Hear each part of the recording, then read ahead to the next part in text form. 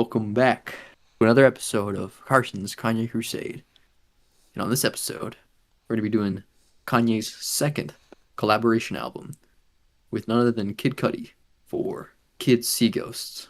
Now, Holscher, last time you really enjoyed Yay, and this time we're going to be doing another collab album. Now, I know that you're probably a little worried at that thought, seeming as the first collab album we listened to was not really good. I don't think anyone enjoyed that, so I guess going into this album, what do you expect in terms of quality? I imagine something in the middle of the road, about similar quality to Life of Pablo or Watch the Throne. I think it'll be Okay. merely okay. All right. Well, and then you just said before we even started recording, our third person decided he wasn't going to join us because he doesn't like this album. Which does that bode any worry for how it'll turn out? Do you It think? bodes worry for our ability to keep a third person around. That's true, but maybe we could find someone else. I think we could find someone else for the next one, but I think that we will still this will still be an enjoyable experience. And I will say this album is a lot more well respected and just overall better general opinion than Watch the Throne. So I think in that aspect you'll probably enjoy this more, but don't expect any crazy shit like we heard on that first collab album. But and I mentioned earlier, this is a collaboration with an artist named Kid Cudi. You might not have any idea who that is, Holscher, but he is a very frequent collaborator with Kanye. Their first main collaboration that comes to mind was 808s and Heartbreaks. He was the chorus for the track Welcome to Heartbreak, and he's done many other collaborations with Kanye throughout his work. Almost every album since 808s has had a Kid Cudi feature.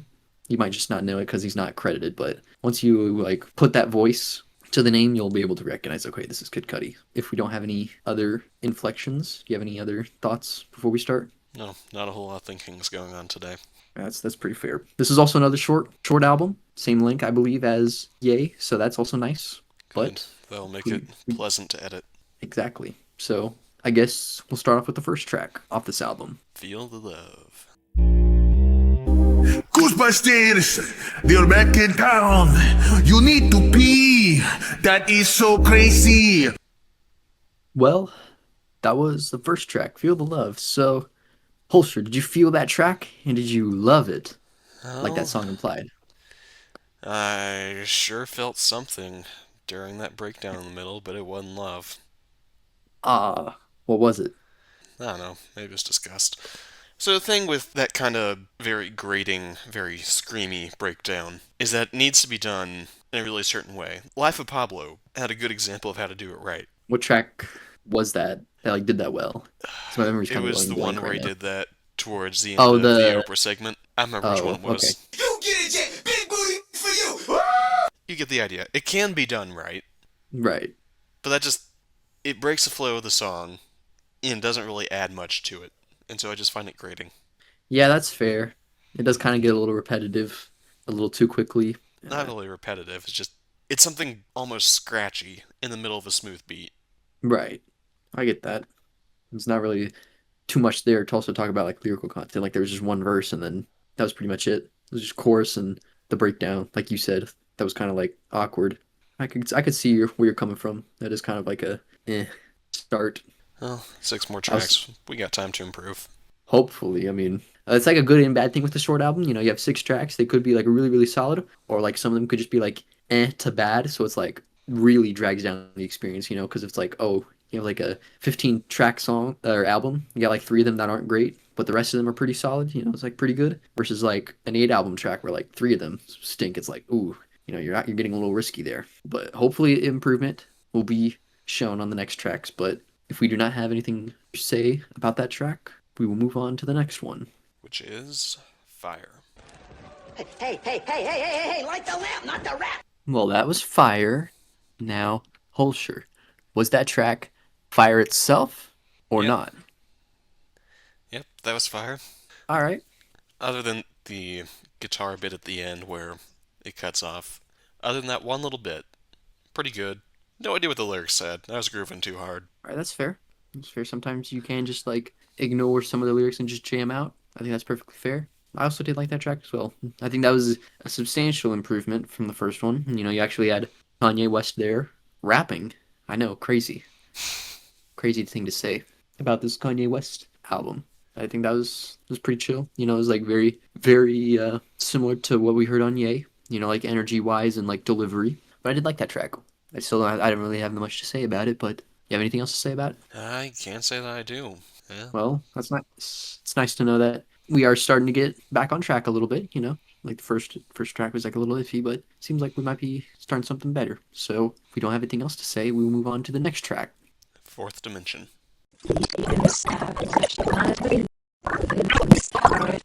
Well, that was Fourth Dimension. Holscher. What'd you think of that track? Wow. That just came completely out of left field. Yeah, That's that is. I think that's a good thing to say about that, or a thing to say about that, I should say. But continue. I don't think there's a single thing in there that I could have predicted. Really? Yeah. Very old-timey start, the way it reverses and becomes kind of trippy, and I feel like the instrumental and the tone feels like something that could have been Dark Twisted Fantasy. Speaking of which, I was way too harsh on that album. It's pretty good. Again, Holscher, I said this in the Pablo review. I think as we go on, your opinions on some of those lesser liked albums are going to be changing. I'm just saying, but that's for the future, and we're in the now. Are these good qualities of the track? Do you say, or Oh yeah, this is a solid track. all right? Definitely one of his best. I don't know if it is Really? his best, but definitely one of his best. Okay, that's a it's a pretty surprise, but I do think a lot of people really like this track. They say this is like its defining song on this album, but it is kind of like a out of left field. You got a hard beat, had good raps from both Kanye and Kid Cudi. Very different type of beat, you know, starting out. I think that is a pretty solid track. Any other thoughts you would say about that track? Oh, I have a thought, but it's not about that track. Is this another comparison to something? No, it's What is the simply a thought? statement. What's the statement? It's December. That means you're no longer required to have Nostalgia Critic in your profile picture. If we do not have anything else to say, then we will move on to the next track, which is. Well, that was free. Holscher, what'd you think of that track? I don't know. I think I Okay. like it. You think you like it. Okay. What do you mean by that? There's some things I liked and some things I didn't, and I think I'd have to listen to it a few more times to really sort out how I feel about that track. Okay. Well, I guess we could start out with the things you liked about it first. Well, obviously being Ghost Town Part 2, it had a lot of the same vibe as Ghost Town, which that's definitely a good thing. Ghost Town All is a right. very good track. On the other hand, I don't know, there were some little tiny bits and pieces of the instrumental that kind of grated on me, but overall the instrumental was still very good. Yeah, Would you say that that would be a worthy successor to Ghost Town? yeah, maybe not quite as good as the original, but still good. Right? I suppose That's I do fair. like that track. I do too like the original Ghost Town, and I think, or Ghost Town, sorry. But the part two, I think it's fine for the most part. Definitely has a lot more boisterous tone to contrast it with the original song. But it is like a nice little poetry, you know, a rhymes moment where it's like the ending track, it's with you being free. And the beginning of this one, it starts with you being free. You know, it's like poetry. You know, it rhymes. But I do think that track's fine overall. You know, not my favorite, but I still think it's perfectly fine. If we do not have anything else to say, we will move on to the next track. Reborn. Well, that was Reborn. Holscher, what'd you think of that track? I think it seems very much like a soul song, like something modern Rick Astley would do. I liked it. Okay, It's very laid back, very chill, very smooth. I would agree as well. You know, I do like the chorus, even though it does kind of get a little stale near the end. You know, it's just repeating the same thing over and over again. But I think I like that track. It's very laid back. I still haven't. I'm guessing you're very familiar with Rick Astley because that is a very interesting comparison. You know, Yeah, I've listened to his whole discography. really, Yeah, damn, might be the first person I've ever met who genuinely like listens to like a lot of Rick Astley. Because I bet if you ask any person on the street, like, hey, name a Rick Astley song, they'll probably either say "Never Gonna Give You Up" or "Together Forever." tries his best. Yeah, I'm guessing he did like a lot more soul in his later albums versus like his synth pop from what he's like most famously known for. Yeah. Some Rick Astley facts of the day. So Rick Astley quit doing music for a while when he was around 27, I think. Because for one, he wanted to spend more time with his family, and for another thing, he had grown a fear of flying. And so Sure. he pretty much quit for a decade or so, maybe more than that, until somebody had given him an invitation to go sing at some place in Japan, and his wife was like, "You should do that." And so he started singing again, and not too long after that, he started writing his own songs. Okay, that's interesting. Did not know that. You know, a lot of people would just know him for the funny Rick rolls, but Ulster is a very civilized man. Very off topic, but it's fine. It's fun. That was very interesting. I did not know that about Rick Astley. Thank you for sharing that with me. Overall, you like that track? Very good. All right, that's fair. I like that. I think that track's pretty solid overall as well. But if we do not have anything else to say, we will move on to the next track, which is, funnily enough, Kids See the Ghosts. title, Kids See Ghosts. The title of this album. Whoa, that's crazy, man. I break your door in, I sneak in the basement. It is my home now, but you never find out.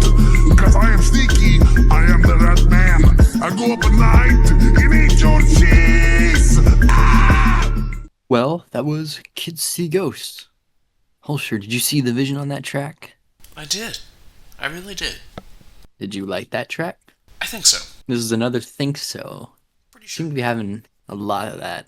I am pretty sure I enjoyed this track. You also sound a little different. Oops. That's fine. But, well, what are your thoughts on that track overall then, if you were confused about it? No, yeah, I rather enjoyed it. Very laid back, very groovy. That high pitched instrument, don't know what it's called, definitely reminds me of something. Is it on the tip of your tongue? I don't know, maybe it's just the kind of instrument you hear in any given ghost related thing. Like Ghostbusters? Not Ghostbusters necessarily. Super Ghostbusters? I don't think it was in that either, but it feels like if Oh, we were that making makes... a shitty and stereotypical ghost related track, that would be the instrument I used. Okay, that's fair. Thankfully, this track is not one of such tracks. It's actually pretty Is good. All right, that's fair. I thought that track was also fine. Again, I keep sounding like a broken record, but I do feel like with this album, like the choruses do feel a little bit repetitive, more repetitive so than previous albums. The verses themselves, they're perfectly fine, and I think this one's also pretty good as well. Kanye did bring it out for this track, but I feel like the choruses do just feel like it's just repeating over and over and over again. Like they don't really have that much of substance to say or do for the chorus, rather than just repeating one to two phrases over and over again. Which I mean, I could definitely see that could be like a big detriment. You know, maybe that's why our third person didn't want to listen to this album. Yeah, fair enough. I mean, yeah, that could get on the nerves pretty quickly, but I still think overall that track was fine. But if we do not have anything else to say about that track, we move on to the final track of this very short album, which is Cudi montage. it's Cudi. Really? Yeah, that's how you pronounce it. It's Kid Cudi. Huh. Oh, I'm never getting that right. Damn. Check it out, I'm in the house that John built on the hill. Well, that was Cudi montage. Holster, what'd you think of that track? I think I can say the same thing about it that I have said about a lot of this album. It's very smooth, very trippy, very groovy. I feel like it could have been something in Life of Pablo or Dark Twisted Fantasy. Okay. So you enjoyed that track overall? I think so. All right. What'd you like about that? Well, like I said, just a lot of things that you wouldn't initially expect, but they go together very nicely. It does seem to be like also a main theme of this album. It's like very unexpected turns that mostly work, but sometimes they don't. I think that's also a pretty interesting dynamic for this collab album. You know, something different compared to other Kanye songs slash albums. But I also enjoyed that track. I thought it was pretty groovy as well. Very nice vibe. Nothing much else to say about that. But if you don't have anything else to say, then that concludes Kids See Ghosts. So now, how would you rate that album out of 10, Holscher? I feel like it's definitely got to be a 7 or an 8. 7 or an 8? Yeah. Okay. If you had to do a definitive number, would Well, you have to like re-listen to some of these tracks again? I think I like it more than I liked Life of Pablo, but the problem with Really? that statement is Life of Pablo was an 8. That is true. I also think I've been much too generous with Life of Pablo. Maybe we should bump that down to a 7 and call this an 8. Really? I'm gonna bump down Pablo and bump this up to an 8. And why Yeah. is that? Like, what do you mean by you were too generous with Pablo? Well, I think the main reason I rated it as highly as I did was that it wasn't Watch the Throne and it wasn't Yeezus. So you were saying that it's like a really good palate cleanser Yeah, comparative to the last two projects. You were like, oh, thank God, we're back to somewhat normalcy. So like your opinion on that like was higher. yeah. Now, have you re-listened to Pablo as of recently, or is this just like in retrospect It's more of an in after listening to retrospect both thing. Yay and this? You're like, maybe it wasn't as It is good as I most remembered. certainly in retrospect. Like Okay. the fact that I have not wanted to re-listen to it, I think speaks volumes. Because I'll happily re-listen to 808s. I'll happily re-listen to stuff in graduation, or college dropout, or late registration, or dark twisted fantasy, or yay. But the fact that I You just just do not care about Life of Pablo definitely makes it okay. less than 8. All right. So now, because I think also we might do like a final ranking whenever this is all done. But so this is like another change moment. So now you're saying Pablo's a 7, and this is somewhere between an 8, Yeah, right? I'd say it's an 8. And All right. while we're moving things around, I've definitely been thinking this for several albums at this point. Like I said earlier in this recording, I was much too harsh on Dark Twisted Fantasy. I think mostly because I was expecting more 808s, and I didn't get that. Like, Right. it was at least as good as 808s. It was at least as good as Graduation. It deserves a 9. I've been much too mean to it. Damn. So this is some character development here. My lord, went from originally a 7 or a 9, but not an 8, to now just a full out 9. Damn, that's crazy. Like I said, That is, deserves better. I mean, hey, I still like that album as well, but I still, I think to this point, in my personal opinion, I don't think he's had a truly bad album per se, because again, I think what keeps Kanye fresh is that you never know what you're going to get with new album because it's just going to be completely different. And in saying that, on the next album we're going to be listening to is also going to be a very, very different experience to what we've been listening to. So we'll see you next time for Jesus is King. But before we do that, I have one more song I want to listen to. Okay. So I know earlier you were talking about Nostalgia Critic because I lost No Nostalgia Critic November. It's the middle of December. We're almost at Christmas. But I wanted you to listen to this one song by Nostalgia Critic that is a Christmas song that I believe to be one of his best works. Okay, I will send it to you, and I want to get your reaction to this, and I want you to rank this. This is completely separate from the Kanye video. I just think this would be hilarious for you to watch. All right. So this is fucking Love Christmas. Well, that was Nostalgia Critic's I fucking love Christmas. Holster, did you fucking love that song? I fucking love air conditioning. You love air conditioning? Yeah, I fucking What? love air conditioning. Okay. What what'd you think of that track though? That's awesome. I do love that is a Christmas classic. I play that almost every year now after hearing about it like a couple years ago. That is very very hardcore, very rock.